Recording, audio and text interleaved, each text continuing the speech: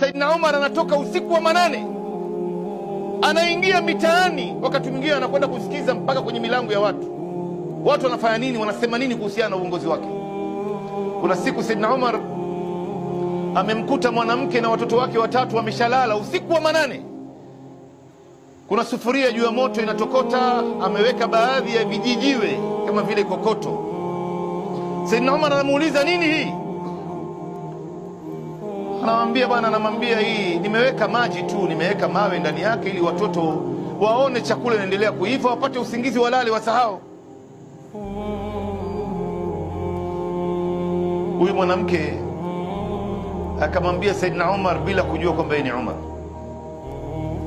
wallahi mimi katika hii hali niliyoko ndani yangu na mnaumu kiongozi wetu Saidina Umar, na mimi nitakwenda kusimama naye mbele ya Mungu siku ya Kiyama.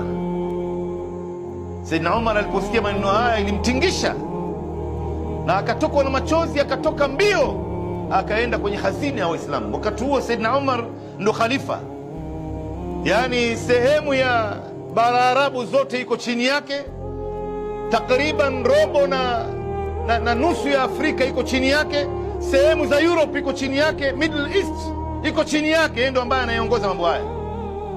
Akaingia kwenye hazina, akatoa tende, akatoa nafaka, akatoa ngano, akatoa mchele, akaweka, akamwambia ule msaidizi wake, niwekee kwenye mgongo wangu. Akamwambia, vipi ya Amiri Muuminin, utabeba hivi vitu? Mimi ndo nitaibeba, mimi ni msaidizi wako. Akamwambia, utanibebea mzigo wangu siku ya Kiyama wewe? Unazungumza nini wewe? Weka hapa, mimi nitapeleka mwenyewe.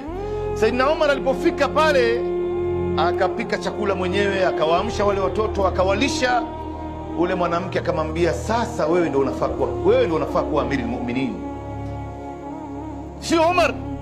Analala ofisini tu kule, wala hajui hali zetu. Wewe ndo ambao unayefaa. Saidina Umar akamwambia, unaonaje kesho asubuhi uje msikitini tumshtakie Umar haya mambo ambayo wewe unayasema? Huyu mwanamke alipomwona Umar, ndugu zangu, alizimia alipoambiwa kwamba huyu ndo Umar.